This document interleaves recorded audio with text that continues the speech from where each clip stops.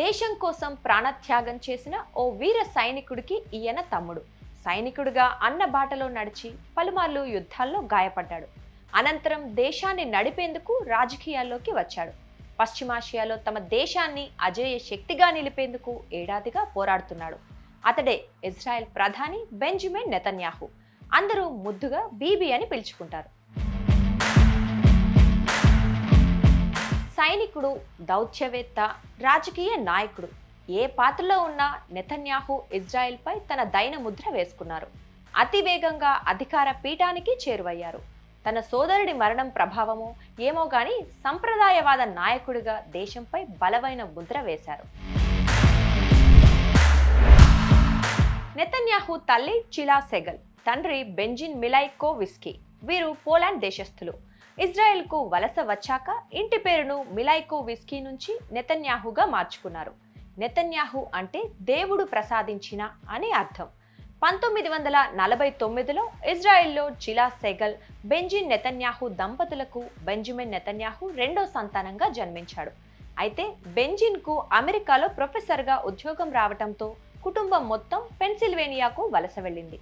Netanyahu schooling మొత్తం అక్కడే జరిగింది. సైనికులుగా నెతన్యాహు కుటుంబం ఇజ్రాయెల్ దేశ చరిత్రలో నిలిచిపోయే ఆపరేషన్లలో పాల్గొంది. 1967లో ఇజ్రాయెల్కు వచ్చిన బెంజమిన్ నెతన్యాహు సైన్యంలోని అత్యున్నత దళమైన సైరెట్ మత్కల్లో సభ్యుడిగా చేరాడు. 1972లో ఓ హైజాక్ విమానాన్ని రక్షించటంలో నెతన్యాహు పాత్ర కూడా ఉంది. 1973 యామ్ కీపూర్ వార్లో కూడా కెప్టెన్ హోదాలో పోరాడాడు. ఇక నెతన్యాహు సోదరుడు యోనాథన్ నేతృత్వం వహించిన ఆపరేషన్ థండర్ బోల్ట్తో ప్రపంచం నివ్వెరపోయింది. నాడు ఉగాండా అధినేత ఈదీ ఆమిన్ కనుసన్నల్లో బంధించిన ఫ్రాన్స్ విమానం నుంచి ప్రజలను ఆపరేషన్ థండర్ బోల్ట్తో కాపాడారు. అది ఆ దేశ రాజధానికి అర్ధరాత్రి వెళ్లి మరి. ఈ ఆపరేషన్లో యోనాథన్ ఒక్కడే ప్రాణాలు కోల్పోయాడు. దీంతో నెతన్యాహు కుటుంబం పేరు దేశవ్యాప్తంగా మారుమోగింది. యోనాథన్ నేషనల్ హీరో అయిపోయాడు. ఈ ఇమేజ్ బెంజమిన్కు భవిష్యత్తులో చాలా ఉపయోగపడింది. ఆ తర్వాత ఈ ఆపరేషన్కు యోనాథన్ పేరు పెట్టారు.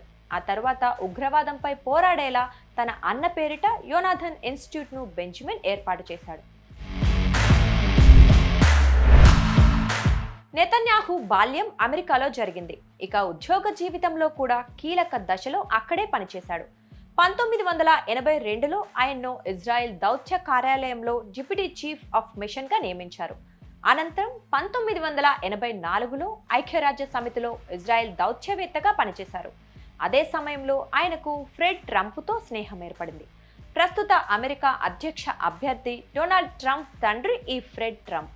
అమెరికాలోని హై ప్రొఫైల్ వ్యక్తులు చాలా మంది నెతన్యాహుకు మిత్రులే.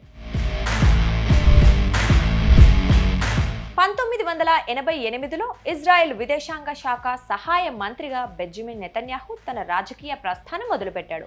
1991-92 మధ్య డిప్యూటీ పీఎంగా కూడా పనిచేశారు.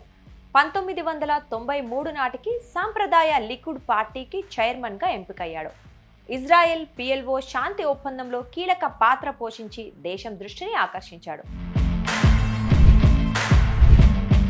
1996లో జరిగిన ఎన్నికల్లో లికుడ్ పార్టీని విజేతగా నిలిపి ప్రధానిగా బెంజమిన్ నెతన్యాహు పగ్గాలు చేపట్టారు. ఇజ్రాయెల్ ఏర్పడ్డాక పుట్టి అధికారం చేపట్టిన తొలి ప్రధానిగా రికార్డు సృష్టించారు. 1997లో వెస్ట్ బ్యాంక్ పట్టణం హీబ్రోన్ నుంచి దళాల ఉపసంహరణకు అంగీకరించారు. కానీ ఇది సొంత ప్రభుత్వంలో లుకలుకలకు కారణమైంది. ఆ తర్వాత పాలస్తీనా భూముల్లో యూదు సెటిల్మెంట్ల ఏర్పాటు అంశం వివాదాస్పదమైంది. వరుసగా ఆందోళనలు, బాంబింగ్లు చోటు చేసుకున్నాయి. నాటి అమెరికా అధ్యక్షుడు క్లింటన్ సమక్షంలో నెతన్యాహు, పాలస్తీనా నేత యాసర్ అరాఫత్ల మధ్య చర్చలు జరిగి వైరివర్ మెమరాండం కుదిరింది. దీంతో వెస్ట్ బ్యాంక్లో 40% పాలస్తీనా పాలనలోకి వెళ్తోంది. దీనిపై ఇజ్రాయెల్లో అతివాదులు నెతన్యాహు ప్రభుత్వాన్ని తీవ్రంగా వ్యతిరేకించారు. 1998లో పార్లమెంట్ రద్దై ఎన్నికలు జరిగాయి. తరువాత ఎన్నికల్లో నెతన్యాహు ఓటమి చవిచూశారు. దీంతో ఎహుద్ బరాక్ నేతృత్వంలోని లేబర్ పార్టీ అధికారంలోకి వచ్చింది. లికుడ్ పార్టీ అధినేత పదవిని కూడా బెంజమిన్ నెతన్యాహు కోల్పోయారు. మళ్ళీ 2001లో లికుడ్ పార్టీ అధికారం చేపట్టడంతో ఏరియల్ షరాన్ ప్రభుత్వంలో 2005 వరకు కీలకమైన విదేశాంగ ఆర్థిక శాఖల మంత్రిగా నెతన్యాహు పనిచేశారు. అనంతరం పార్టీ నుంచి షరాన్ బయటికి వెళ్లిపోవడంతో నెతన్యాహు లికుడ్ పార్టీ పగ్గాలు చేపట్టారు. ఆ తరువాత ఎన్నికల్లో పార్టీ కేవలం 12 సీట్లు మాత్రమే గెలుచుకుంది. దీంతో ప్రతిపక్ష నేతగా పనిచేశారు. 2009 ఎన్నికల్లో సీట్ల సంఖ్యను పెంచుకొని సంకీర్ణ ప్రభుత్వానికి అధినేతగా నెతన్యాహు ఎంపికయ్యారు. 2021 వరకు ఆయన ఏకధాటిగా పుష్కరకాలం పాలించారు. ఆ తరువాత ఏడాదిన్నర పాటు అధికారానికి దూరమైన తిరిగి డిసెంబర్ 2022లో దేశ పగ్గాలు చేపట్టారు. గతేడాది అక్టోబర్ 7న గాజా నుంచి హమాస్ దాడి చేయడంతో నెతన్యాహు ప్రభుత్వం పెను సవాళ్లను ఎదుర్కొంది. దీంతో ఏళ్ల తరబడి ఇజ్రాయెల్కు తలనొప్పిగా మారిన హమాస్ను చావుదెబ్బ తీసి ఇజ్రాయెల్ ఐరన్ మ్యాన్ ఇమేజ్ను నెతన్యాహు సొంతం చేసుకున్నారు. ఇక తాజాగా హెజ్బొల్లా క్యాడర్ను రోజుల్లో ధ్వంసం చేయడంతో నెతన్యాహు తిరుగులేని నేతగా ఎదిగారు. నెతన్యాహు గొప్ప దేశాధినేతగా ఎదిగినా ఆయనపైన పలు ఆరోపణలున్నాయి. 1990లో మొదలైన ఇజ్రాయెల్ పాలస్తీనా శాంతి ప్రక్రియ నెతన్యాహు హయాంలో కుప్పకూలినట్లు ఆరోపణలున్నాయి. అలాగే వెస్ట్ బ్యాంక్లోకి ఇజ్రాయెల్ చొచ్చుకెళ్లటానికి నెతన్యాహు నిర్ణయాలే కారణమనే ప్రచారం ఉంది. తాజాగా గాజా యుద్ధంలో పాలస్తీనా అథారిటీ పాత్రను ఆయన అంగీకరించడం లేదని విమర్శలున్నాయి. వెస్ట్ బ్యాంక్లోని జెనిన్ పట్టణంపై తరచూ దాడులు చేయటం పాలస్తీనా సంస్థలకు ఆగ్రహం తెప్పిస్తోంది.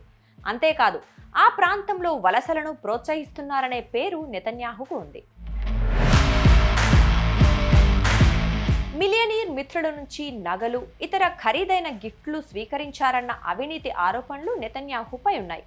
అంతేకాదు తనకు సన్నిహితంగా ఉండే ఓ మీడియా సంస్థకు అనుకూల నిర్ణయాలు తీసుకునేలా నియంత్రణ సంస్థలను నెతన్యాహు కోరినట్లు తేలింది. అంతర్జాతీయ క్రిమినల్ కోర్టు ఆయనపై అరెస్ట్ వారెంట్ జారీ చేయాలని కేసు నమోదైంది. ఈ కేసులో నెతన్యాహుతో పాటు 3 హమాస్ నేతల పేర్లు కూడా ఉన్నాయి. దీనిపై ఐసీసీ స్పందించాల్సి ఉంది.